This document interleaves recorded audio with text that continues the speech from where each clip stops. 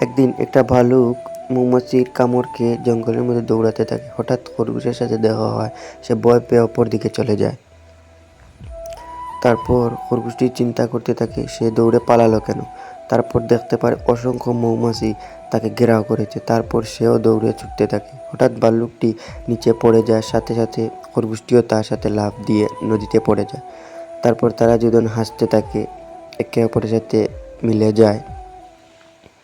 তারপর তারা জঙ্গলের মধ্যে দিয়ে হাঁটতে থাকে। হাঁটতে হাঁটতে তারা একটা আগুন ধরিয়ে সেখানে নিজেকে শুকিয়ে নেয়। তারপর খরগোশের সাথে ওই ভালুকটি চলে যায়।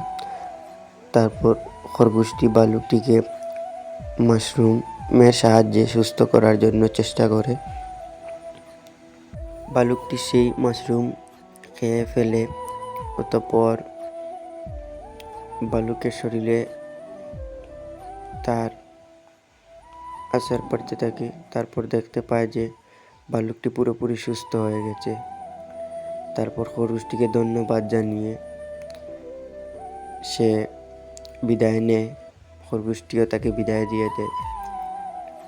তারপর খরগোশটিও মনের আনন্দে হাঁটতে থাকে।